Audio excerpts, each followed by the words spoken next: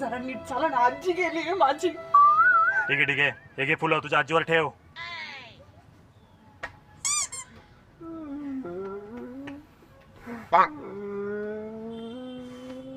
कशी वारली आजी? अरे सोन्या कशी वारली आजी? कशा वारलात आजी? हो मोठे दाजी, रात्री झोपली सकाळी उठलीच नाही.